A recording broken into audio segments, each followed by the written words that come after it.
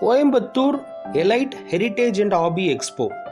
ஆமாங்க, வர ஜூலை மாதம் முதல் வாரமும் டிசம்பர் மாதம் முதல் வாரமும் நடக்க போகுது. அது ஏற்கனவே அறிவிப்பு வெளியாகி அதுக்குண்டான வேலைகள் நடந்திருக்கு.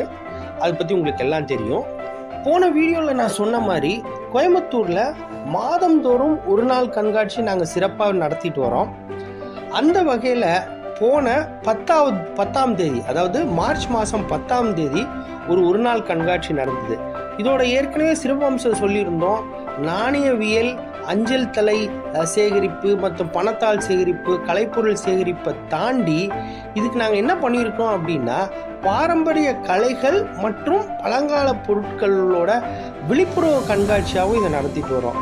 இந்த ஒன் டே எக்ஸிபிஷன்ன்றனால வெளியூர்லேருந்து வரவங்க கொஞ்சம் கொஞ்சமாக இன்க்ரீஸ் பண்ணிட்டு இருக்கிறாங்க.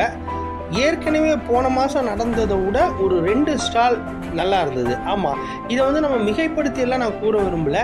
இந்த தடவை 7 ஸ்டால் வந்திருந்தது.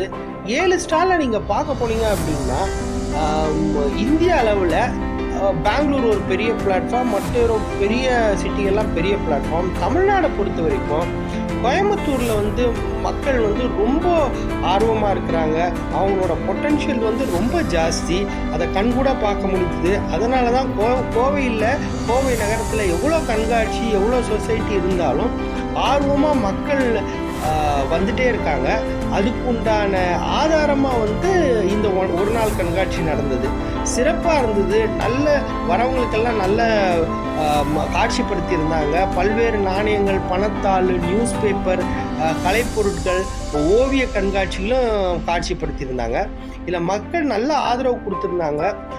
இது மாதிரி வரும் காலத்திலும் நல்ல ஆதரவு கொடுங்க. முக்கியமாக ஜூலை மாதம் 3 நாள் கண்காட்சி, டிசம்பர் மாதம் முதல் வாரத்தில் நடக்கிற 3 நாள் கண்காட்சியில் வாங்க. உங்களுடைய இன்புட்ஸ் தாங்க. கட்டாயமாக நீங்கள் என்ன நினைக்கிறீங்களோ அதை நாங்கள் எடுத்துப்போம், அதை செயல்படுத்த முயற்சி பண்ணுவோம். வர மாதம், அதாவது ஏப்ரல் 19ஆம் தேதி தமிழ்நாட்டில் எலெக்ஷன் முடியுது. அதுக்கு அடுத்த வாரம் முடிஞ்ச அளவு வைக்க நாங்கள் முயற்சி பண்ணுறோம். அப்படி இல்லை, அது தவிர்க்கும் பட்சத்தில் மே மாதம் 19ஆம் தேதி ஒரு நாள் கண்காட்சி இருக்குது. அதுக்கு உண்டான அறிவிப்பு வெளியாயிருச்சு. கூடிய சீக்கிரம் அதே அசோகா பிரேமா திருமண மண்டபம் மே மாதம் 19 நடக்கிறோம். அனைவரும் வாங்க, தொடர்ந்து ஆதரவு கொடுங்க. இந்த சேனலுக்கு சப்ஸ்கிரைப் பண்ணுங்கள், லைக் பண்ணுங்கள், ஷேர் பண்ணுங்கள். நன்றி, வணக்கம்.